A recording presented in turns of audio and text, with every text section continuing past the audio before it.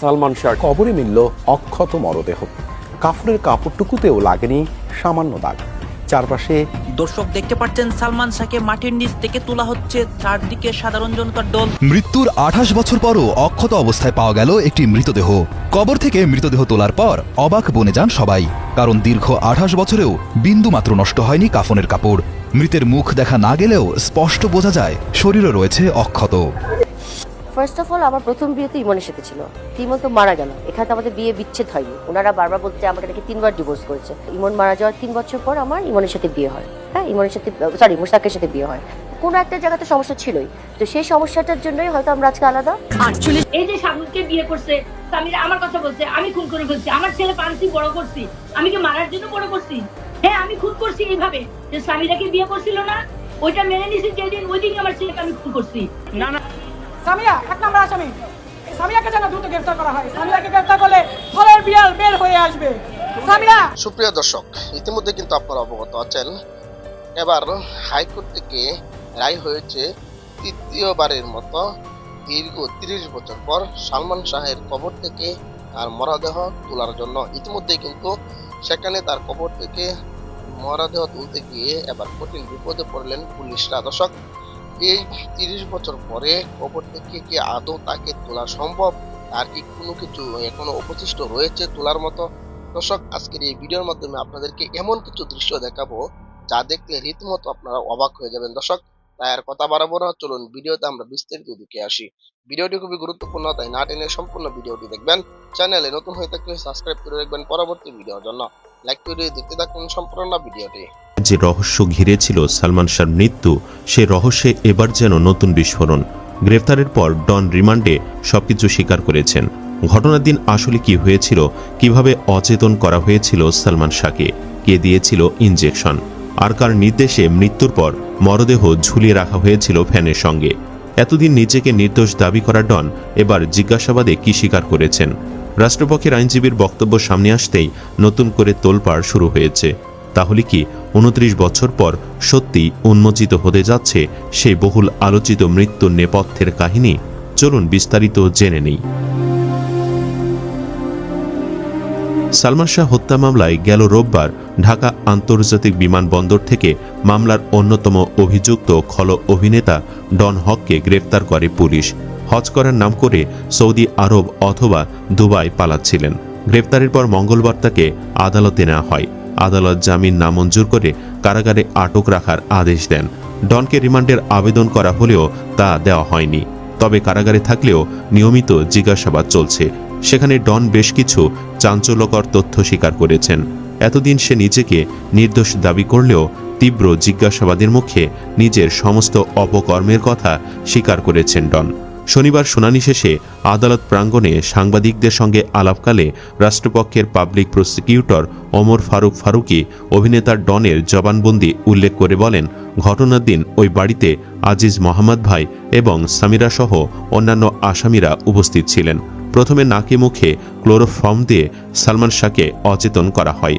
অচেতনের মাত্রা আরও গভীর করতে তাকে ইনজেকশন দেওয়া হয়েছিল। পরবর্তীতে মৃত্যু নিশ্চিত করার পর তার মরদেহ ফ্যানের সাথে দড়ি দিয়ে ঝুলিয়ে রাখা হয়। এই কাজে ব্যবহৃত সেই দড়িটি ডন নিজে তার মাজায় বেঁধে সেখানে নিয়ে গিয়েছিলেন বলে জবানবন্দিতে স্বীকার করেন। অথচ এতদিন অত্যন্ত সুনিপুণভাবে সাধারণ মানুষদের বোকা বানিয়ে আসছিলেন ডন। সালমান শাহর বাসার কেয়ারটেকার হয়েও সে নিজেকে সালমান শাহর বন্ধু হিসেবে দাবি করত। সালমান শাহ নিহতের প্রসঙ্গ এলেই সে ইনিয়ে বিনিয়ে বিভিন্ন মিথ্যা কথা বলতো। 2020 সালে পিবিআই ডনকে নির্দোষ ঘোষণা করে। তখন এই মামলার অন্যতম অভিযুক্ত ও সালমান শাহর কথিত ঘনিষ্ঠ বন্ধু ও খলনায়ক অভিনেতা ডন প্রকাশ্যে এসেছিলেন। ডন বলেছিলেন, আল্লাহ যা করেন ভালোর জন্যই করেন। অবশেষে বন্ধুকে হত্যার মিথ্যা অভিযোগ থেকে মুক্ত হলাম। ডন আরও বলেন, 24 বছর বুকের ভেতর বন্ধুকে শেষ করার মিথ্যা অপবাদ আমাকে নিয়ে ঘুরতে হয়েছে। আমার যে ক্ষতি হয়েছে তার পূরণ কিছুতেই হবে না। আমি ধৈর্য ধরেছিলাম। সত্য কোনোদিন মিথ্যা হয় না, মিথ্যাকেও কোনোদিন জোর করে সত্যি বানানো যায় না।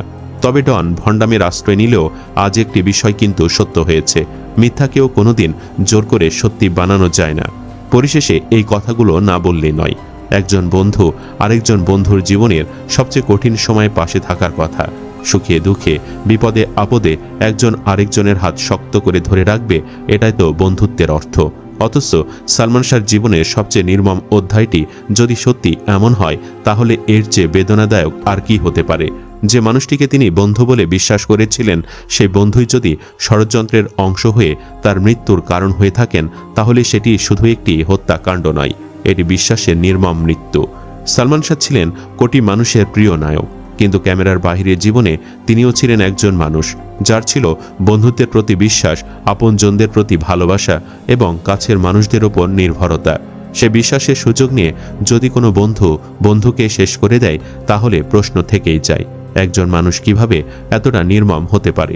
সালমান শাহ ময়নাতদন্তের জন্য লাশ কবর থেকে ওঠার একটা আদালত রায় দিয়েছেন 30 বছর পর, সে বিষয়টা নিয়ে এটা আসলে একটা লং টাইম। 30 বছর আগে আমাদের প্রিয় নায়ক উনি পৃথিবীর মায়া ত্যাগ করেছেন অথবা বাধ্য হয়েছেন, দুটো একটা হবে। ইনভেস্টিগেশন অফিসার অর্থাৎ আইও এটা কাজ করছে প্রতিনিয়ত। তো ইদানিং বিজ্ঞ আদালত তার লাশটা তুলে আবার ময়নাতদন্তের কথা বলেছেন। এখন 30 বছর পর আসলে লাশ সেও পাওয়া না গেলেও তার হাড় পাওয়া যাবে, গায়ের হাড় এবং চুল পাওয়া যাবে, যেগুলো আমাদের সিআইডিতে একটা এক্সপার্ট আছে যারা চুল হাড় এগুলো ফরেন্সিক করলে আসলে পাওয়া যাবে যে তার গায়ে কোনো বিষ আছে কিনা। চুলের মধ্যে পাওয়া যাবে, হাড়েও পাওয়া যাবে। তাতে করে আসলে যে ইনভেস্টিগেশন করবে সেই অফিসারের অনেক সাপোর্টই হবে। তো মামলার মোড় যে কোনো দিকে ঘুরতে পারে সে আশায়, সেই প্রত্যাশায় বিজ্ঞ আদালত রয়েছেন এবং আয়োরা রয়েছেন। অনেক বক্তব্যের যে একটা সরকার চেঞ্জ হবে, চেঞ্জ হওয়ার পরে আরেকটা সরকার আসবে, পরবর্তীতে আবার লাশ তুলবে, পরবর্তীতে আরেকটা সরকার আসবে, মামলাটা দামাচাপা হয়ে যাবে, সেটা নিয়ে আপনার কি মনে হয়? এটা আসলে আইন, তো আইনের বিষয়। যেহেতু আমি একজন পুলিশের অফিসার, আমি আইনকে সমর্থন করবো। আইনে রয়েছে যে বিচার চাওয়ার অধিকার রয়েছে। 30 বছর পরে হলেও কিন্তু ডেড বডি উঠে আবার ইনভেস্টিগেশন হচ্ছে তার উপরে। সালমান শাহ থেকে শুরু করে অনেকে আমরা তো বিচার পাচ্ছি না, হাতের ফাঁক দিয়ে চলে যাচ্ছে, আসামিগুলো বেরোয় যাচ্ছে কিন্তু আইনের ফাঁক দিয়ে। কারা সাপোর্ট দিচ্ছে?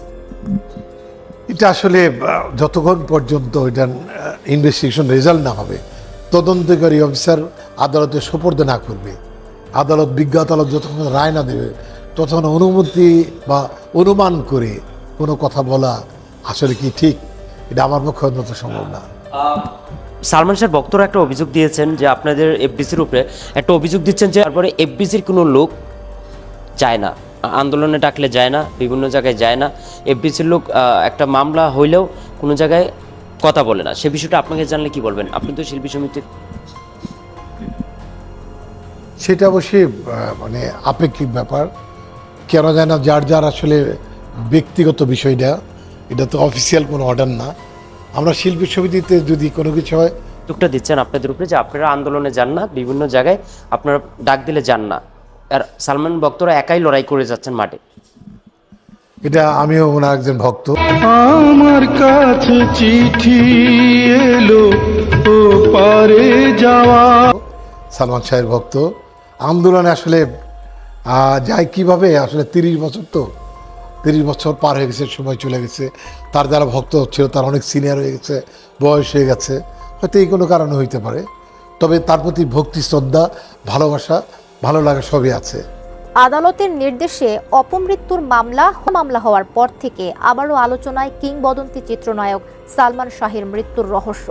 নতুন করে তদন্ত নেমেছে পুলিশ, উঠে আসছে পুরনো অনেক ঘটনা ও ব্যক্তির নাম।